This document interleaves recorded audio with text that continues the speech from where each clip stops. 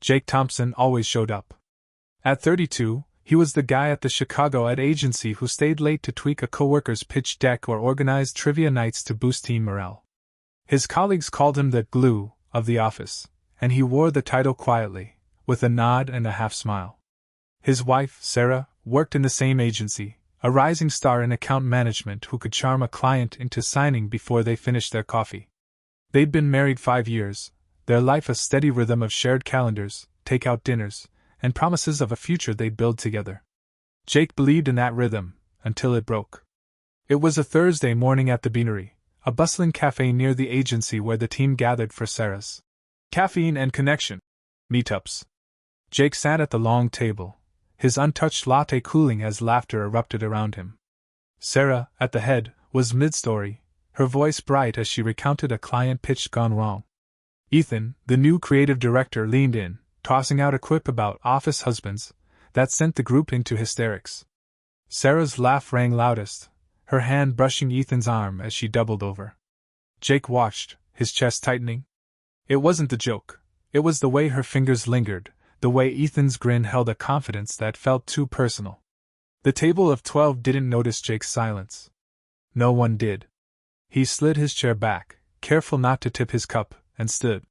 Not a single head turned. Sarah tossed her hair, still chuckling, as Ethan whispered something that made her eyes spark. Jake's coworkers, Trina from accounts, Mike from design, kept their focus on the punchline, their stir-sticks clinking against ceramic. He walked past, his steps steady despite the churn in his gut. At the cafe door he paused, glancing back. That's when the laughter stopped, replaced by a sudden hush. Sarah's voice, hesitant, broke through. "Jake?" she called, but it was too late. He stepped outside into the gray Chicago morning, the door closing softly behind him. His phone buzzed before he'd gone 10 steps. Not Sarah, an unknown number.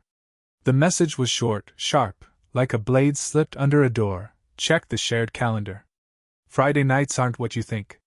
Jake froze on the sidewalk, the city's hum fading as he opened the app he and Sarah used to sync their lives. There they were, every Friday for months, blocked off, client debrief, do not disturb. He never questioned it. Sarah worked late, climbing the agency ladder. He'd eat leftovers, watch reruns, and wait for her to come home smelling of stress and Pinot Grigio. But now, he scrolled deeper. Hidden in the calendar's attachments were receipts, digital paper trails she hadn't bothered to erase. A hotel confirmation for the Howell Bridge, a boutique spot downtown, time-stamped 3 Fridays ago. A dinner reservation for 2 at Labuchin, a place Jake couldn't afford on his designer's salary. A wine-tasting event, her name linked with Ethan's on the guest list. Each entry was a punch, precise and calculated, knocking the air from his lungs. His hands, usually steady enough to sketch logos freehand, shook as he swiped through the evidence. This wasn't a one-off. It was a routine. Jake kept walking, no destination, just motion to keep from unraveling. He passed the florist, its window bursting with color, and a shuttered bookstore, its faded covers mocking permanence. His phone buzzed again, another message from the unknown sender. "You're not crazy." She's been lying for a while. No name, no photo, just a number that burned into his memory. He tried replying, but the message vanished, deleted from the thread like it had never existed. His pulse hammered. Who was this? A coworker? A friend? Someone Sarah had burned on her way up. It didn't matter. The truth was out, and it was heavier than he'd imagined. Back at their apartment, Jake stood in the hallway, keys still in hand. The space felt foreign, like he'd walked into a stage set for someone else's life. He sank onto the couch and opened his laptop, driven by a need to know more, even if it hurt. His personal email, usually a graveyard of spam, held 2 new messages from unfamiliar addresses. The subject lines hit like warnings. Thought you should see what she's been up to. Sorry. And not trying to hurt you. Tired of the lies. His heart thudded as he clicked the first. Photos loaded, Sarah outside the Howell Bridge, her arm around Ethan, their laughter frozen in a grainy shot. Another showed her hand on his, her smile unguarded in a way Jake hadn't seen in years. The second email had a single attachment, a calendar screenshot, Friday nights circled in red, with a note, "She's been doing this for months. Check Bryce too." Bryce. The name sliced through him. Not Ethan, someone else. Jake's mind raced back to last year, vague memories of Sarah mentioning a consultant named Bryce during a project. He'd thought nothing of it. Now, he searched their shared work portal, still accessible from her lax security. There it was, an email thread from months ago, Sarah and Bryce swapping inside jokes, mentions of drinks after work, a concert she'd claimed was a solo trip. One message stood out, "Can't believe you remembered that wine I liked. You really do pay attention." Jake's stomach turned. Ethan wasn't the start. He was just the latest. He sat back, the laptop screen glowing like an accusation. Sarah hadn't just cheated, she'd rewritten their life, erasing him from her story. The calendar, the emails, the photos, they weren't careless mistakes. They were choices, made without fear of consequence, because she didn't think he'd ever look. Jake's phone lit up again. A text from Sarah, "Hey, you okay? That was weird this morning. Can we talk tonight?" No apology, no urgency, just a casual probe, like he'd forgotten a grocery list. He stared at the screen, fingers hovering, but didn't reply. Instead, he opened the calendar again, staring at the next Friday, New Horizons launch Mixer How Bridge rooftop. Sarah's event. Ethan's name was on the invite list. Jake's jaw tightened. He wasn't the guy who made scenes or threw punches. He was the guy who showed up, who fixed things. But now, he felt something shift, a quiet resolve, not anger, but clarity. Sarah thought he'd stay invisible, the safe bet who'd never push back. She was wrong. He'd go to that mixer, not to beg or confront, but to see her face when her spotlight flickered. For the first time in years, Jake wasn't planning to stay quiet. Jake Thompson spent the next few days moving through his life like a man defusing a bomb. Every click on his phone, every glance at his laptop, felt like it could detonate the fragile normalcy he'd clung to for years. The anonymous texts and emails had cracked open his world, revealing Sarah's double life, her Friday night client debriefs, that were anything but professional.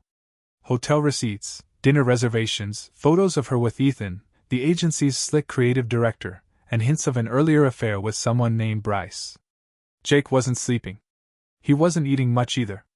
But he was thinking, sharp, focused, like the graphic designer he was, sketching a plan to reclaim his dignity.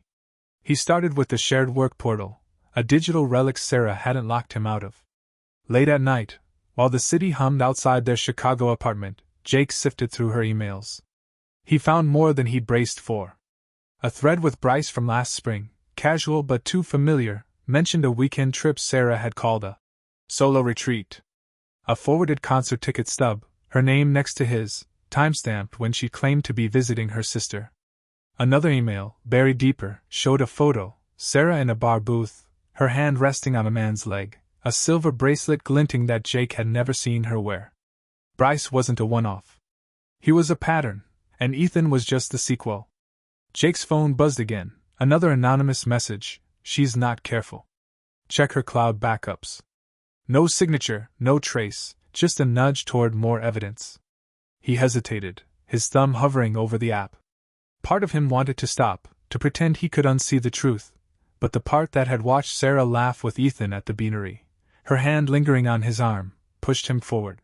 He logged into their shared cloud drive, a holdover from when they planned their wedding budget together. There, in a folder labeled Work Miscellaneous, or more photos. Sarah and Ethan at a rooftop bar, her smile brighter than it had been at home in years. A receipt for a couple's massage, booked under her name but with Ethan's initials scrawled on the confirmation. Each file was a cut, precise and deep, proving she hadn't just strayed, she'd built a parallel life. He didn't confront her right away. Sarah came home that evening, humming as she kicked off her shoes and poured almond milk like it was any other Thursday. "Rough day?" she asked, her tone light, as if Jake hadn't walked out of her team meetup 2 days ago. He sat at the kitchen table, his laptop closed, and watched her move through their routine with an ease that felt like a slap. "You tell me," he said, his voice steady but low. "What's keeping you so busy on Fridays?" Her hand froze mid-sip, her eyes flicking to him, calculating. "Work," she said too quickly. "You know how it is. Clients, deadlines, the usual." "Clients like Ethan?" Jake asked, leaning forward. Sarah set her glass down, her movements careful. What's that supposed to mean? She countered, her voice sharpening. You're acting paranoid, Jake. Ethan's just a co-worker. He didn't flinch, didn't raise his voice. Then why's his name on hotel bookings? Dinner reservations? Why's your hand on his in photos from last month? Her face tightened, but she didn't break. Instead, she laughed, a short, sharp sound that echoed her cafe performance. You're spying on me now? Seriously? I'm busting my ass for us, and you're digging through my stuff? Jake slid a printed screenshot across the table, a calendar entry with a hotel confirmation, her name next to Ethan's. Explain this, then. Sarah's eyes darted to the paper, then back to him. For a second, he thought she'd crack, but she doubled down. It's work, Jake. Networking. You wouldn't get it, you're not out there closing deals. The dismissal stung, but it also lit a spark. She thought he'd back down, like always. She thought he'd stay the reliable, quiet husband who fixed her laptop crashes and planned her team outings. Not this time. He decided then, he'd go to her. New Horizons. Mixer at the Halbridge Hotel. Not to beg or yell, but to see her in her element, to watch her play the role she'd crafted without him. He texted his cousin Theo, the one person who'd always had his back. Need a ride Friday. And maybe some backup. Theo's reply was instant, done. You sure about this? Jake wasn't sure, not entirely, but he knew sitting at home, swallowing her lies, wasn't an option anymore. Friday morning, another email landed in his inbox, this time from a coworker he barely knew, Rhea from Ike. Heard about the mixer. Saw the calendar stuff too. You don't deserve this. Let me know if you need to talk. Jake stared at the message, surprised. Rhea had barely spoken to him in 3 years, yet here she was, seeing him when Sarah hadn't. He didn't reply, but her words steadied him, a reminder that he wasn't invisible to everyone. That afternoon, he dug deeper, driven by a need to understand the full scope of Sarah's betrayal. In the cloud drive, he found an older folder, mislabeled Taxes 2023. Inside was a draft email Sarah never sent, addressed to Bryce. I can't keep pretending everything's fine at home. Jake's great, but he's not enough. The words hit like a punch to the gut. Not enough. 5 years of marriage, of late-night talks and shared dreams, reduced to a footnote in her escape plan. Another file caught his eye, a travel itinerary for a client trip to Miami, booked last fall. Bryce's name was on the hotel reservation, not a client's. Jake's hands shook as he closed the laptop. Sarah hadn't just cheated, she'd been rewriting their story for years, casting him as the extra in her spotlight. He spent the rest of the day preparing, not for a fight but for clarity. He called Theo, laying out the plan: show up at the mixer, stay calm, let Sarah's own actions expose her. Theo, ever the pragmatist, warned him. She's gonna try to spin this. Don't let her. Jake nodded, though Theo couldn't see it. She's had enough chances to spin. By evening, Jake was ready, not for revenge, but for truth. He'd spent too long being the guy who fixed things, who stayed quiet. Tonight, he'd step into her world and let the pieces fall where they would. Jake Thompson's heart pounded as he stepped onto the Halbridge Hotel's rooftop, the Chicago skyline a sharp backdrop to the buzz of the New Horizons mixer. The air was thick with the clink of champagne flutes and the hum of corporate small talk. Jake, 32, had spent days piecing together Sarah's lies, hotel receipts, photos with Ethan, emails hinting at an earlier affair with Bryce. Tonight wasn't about confrontation, it was about seeing her in the world she'd built without him. Theo, his cousin, trailed close behind, a steady presence in jeans and a black shirt, ready to back Jake up without stealing the moment. Sarah stood at the center of the crowd, commanding attention as she always did. Ethan, the agency's creative director, hovered at her side, his grin smug, like he'd already won a prize Jake didn't know was up for grabs. They posed for photos, Sarah's laugh cutting through the chatter as she toasted to new beginnings. Jake lingered near the edge of the rooftop, a glass of untouched sparkling water in hand, his wedding band glinting on his finger. He'd kept it on, a quiet reminder of the vows she'd discarded. No one noticed him at first, just another face in a sea of suits and smiles. Then Sarah's eyes caught his.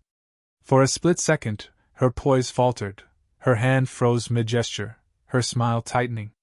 Ethan followed her gaze, his confidence wavering as he registered Jake's presence.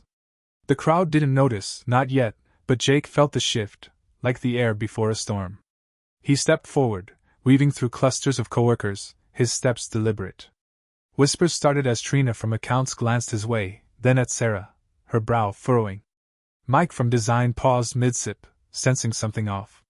Jake didn't rush. He didn't need to. At the center of the rooftop, near a tray of champagne flutes, Jake stopped.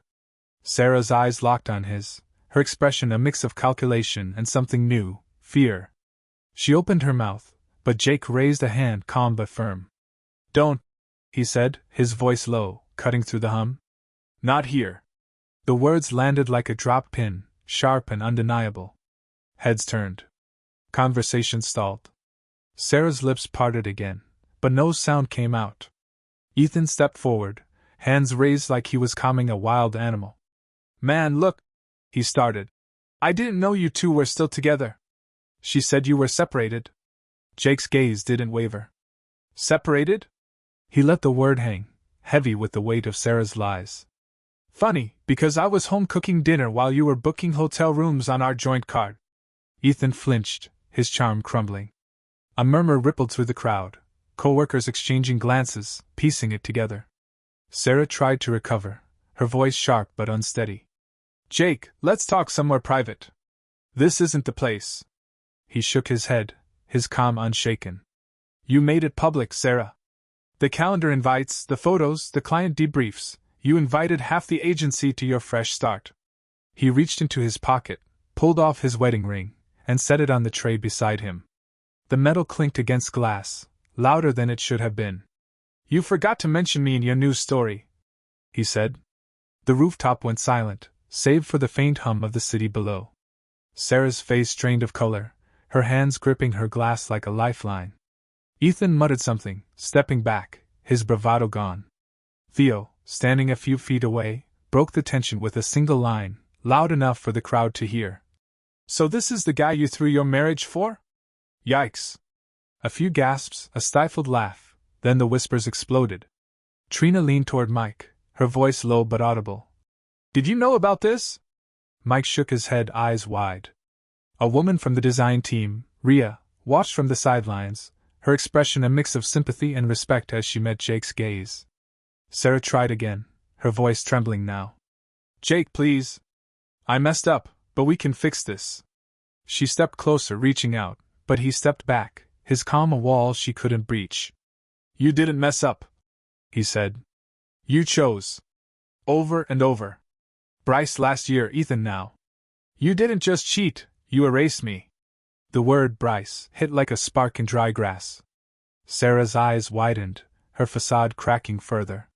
Ethan's head snapped toward her, confusion replacing his earlier swagger. "Bryce?" he muttered, like he was just now realizing he wasn't the only one. The crowd's murmurs grew louder, phones slipping into palms as gossip took root. Jake didn't need to say more.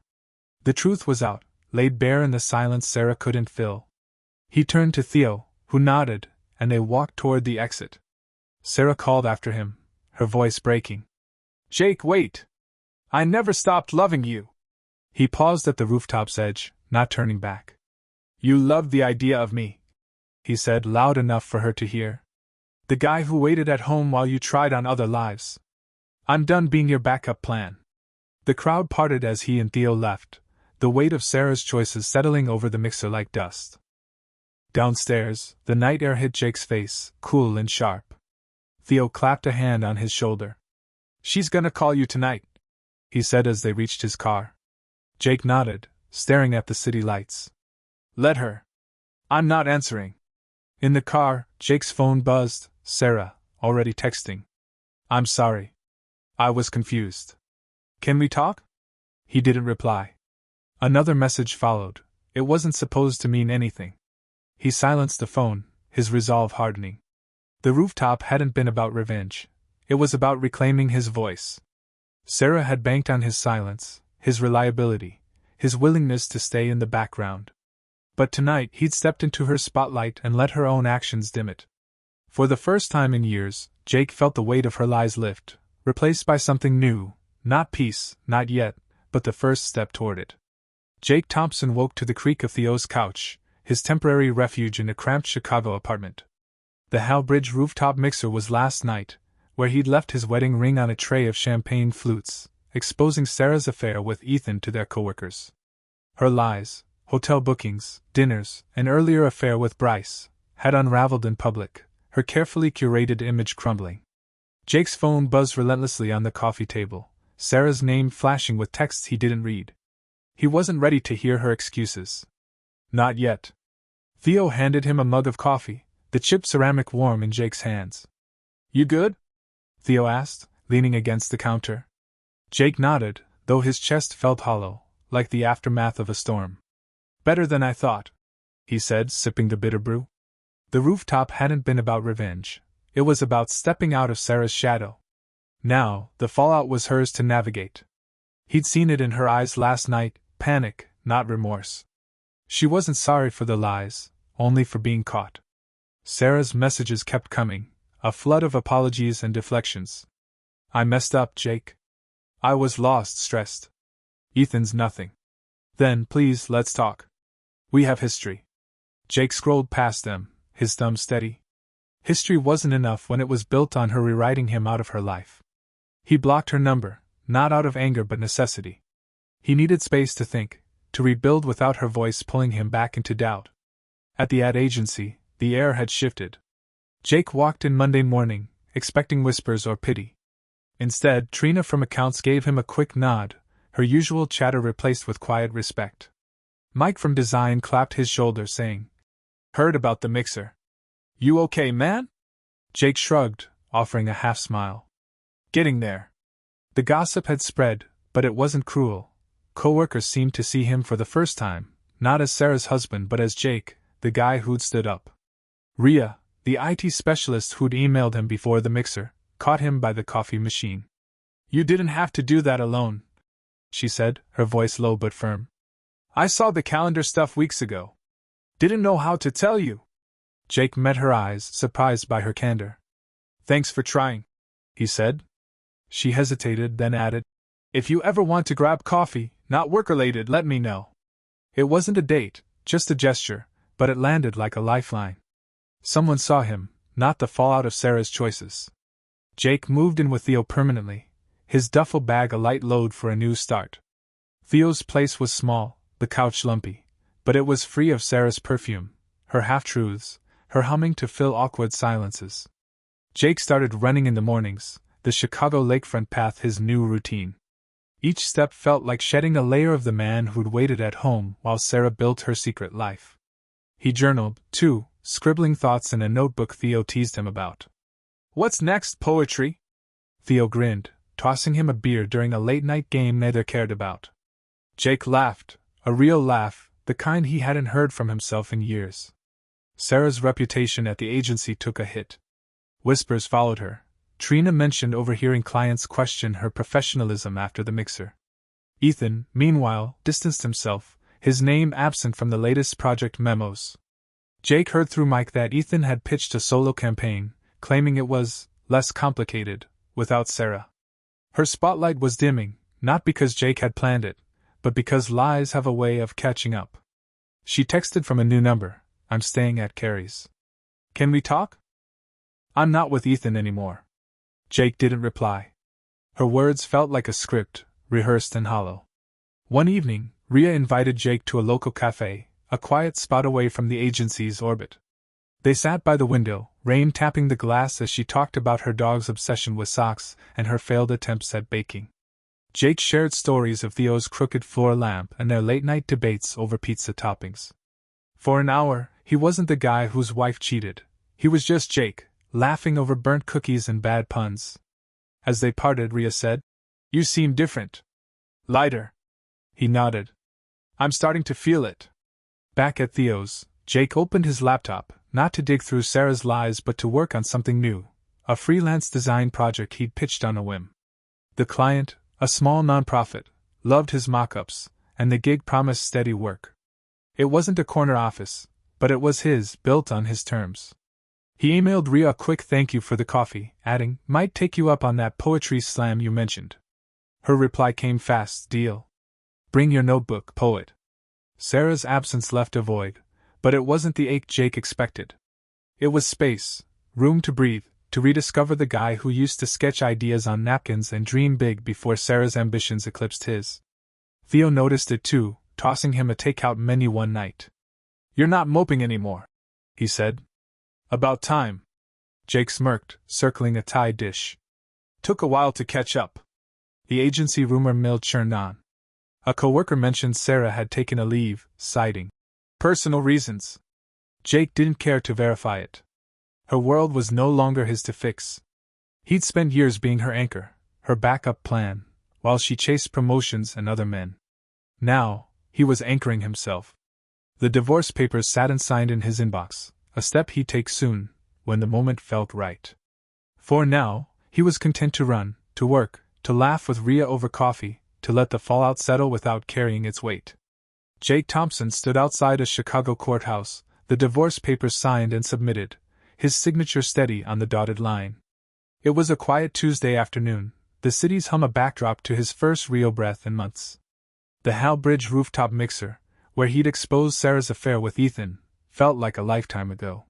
Her lies, hotel bookings, dinners, and earlier betrayal with Bryce, had unraveled there, leaving her to face the consequences of her own choices. Jake wasn't bitter, not anymore. He was moving forward, one deliberate step at a time. Sarah's messages had slowed to a trickle. Her last text, sent a week ago, was a long paragraph of regret. I heard you're doing better. I'm sorry for everything. I hope you find happiness. Jake didn't respond. Her words, once a tether to his heart, now felt like echoes from a life he no longer lived. He'd spent years as her anchor, the reliable husband who waited while she chased promotions and other men. Now he was free, not from anger, but from the need for her validation. Living with Theo had become a rhythm of its own. Mornings started with coffee and runs along the lakefront, Jake's sneakers pounding the path as he reclaimed his energy. Evenings were for freelance work, his design portfolio growing with each gig. The nonprofit client he'd landed loved his latest campaign, a series of bold posters that caught the eye of a local gallery. They offered him a spot in a community showcase, his first public display in years. Theo, ever the skeptic, raised a beer when Jake told him, "Look at you, Picasso. Knew you had it in you." The agency was a different world now. Sarah had taken an indefinite leave, her name fading from project emails. Ethan, too, had pulled back, his solo pitches failing to land without Sarah's charm to bolster them. Coworkers no longer whispered about the mixer. They nodded to Jake in the halls, their respect unspoken but clear. Trina from accounts invited him to a team lunch, insisting he join. "Because you're the only one who doesn't hog the fries." Mike from design shared a client lead, a small startup needing branding. Jake took it, not for the money but for the chance to build something new. Rhea, the IT specialist who'd reached out after the mixer, became a steady presence. Their coffee meetups turned into a routine, every Thursday, a quiet cafe where they traded stories over pastries. Rhea talked about her dog's latest sock heist. Jake admitted he'd started writing, not poetry but ideas, sketches for a graphic novel he'd shelved years ago. One rainy afternoon, she handed him a flyer for a poetry slam. "You said you'd come," she teased, her grin infectious. Jake laughed, pocketing the flyer. "Only if you promise not to laugh when I bomb." The slam was in a dimly lit bar, packed with locals and nervous poets. Jake didn't read, but he clapped louder than anyone when Rhea took the stage, her words sharp and funny. Afterward, they grabbed tacos from a food truck, the city's neon lights reflecting off wet pavement. "You're different," Rhea said, wiping hot sauce from her chin. "Not just lighter. You're you."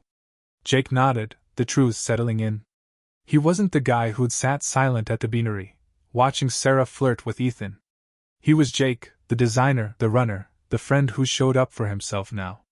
Sarah's absence left no void, only space. Jake filled it with small acts, buying a new sketchbook, signing up for a 5K, calling his mom just to talk. His mom, who'd always seen through Sarah's charm, said over the phone, "You sound like my son again." Jake smiled, the words warming him more than he expected. Theo noticed it too, tossing him a takeout menu one night. "You're not just surviving," he said. "You're living." Jake circled the curry dish, his smirk returning. "Took me long enough." One morning, Jake opened his laptop to an email from the gallery. His posters had sold out at the showcase, and they wanted more for a spring exhibit. He replied with a yes, then started sketching, his pencil moving with a confidence he hadn't felt since college. Later that day, he met Rhea at the cafe, showing her the rough drafts. She leaned over, pointing out a detail in his design, a hidden shape that echoed the lakefront path. "You put yourself in your work now," she said. "It's good to see." The divorce finalized quietly, a clerk's stamp sealing the end. Jake didn't celebrate, but he didn't mourn either. Sarah had faced her reckoning, not through Jake's actions, but her own. The agency's gossip had cooled, but her reputation carried the weight of her choices. Ethan had moved to a rival firm, his New Horizons fizzling without her. Jake heard through Trina that Sarah was working freelance, her name absent from the industry's buzz. She'd gambled on a life without him and lost more than he had. Jake's phone stayed silent now, no more pleas from Sarah. He didn't need her apologies to heal. Healing came in the mornings he woke without dread, in the designs he poured himself into, in the laughter he shared with Rhea and Theo. He signed up for the poetry slam, not to perform but to support Rhea, his notebook tucked in his bag just in case. As he walked to the bar, the Chicago wind sharp against his face, he felt something new, not closure, but possibility. Sarah had tried to erase him, but he'd rewritten his own story, one where he was the author, not the footnote.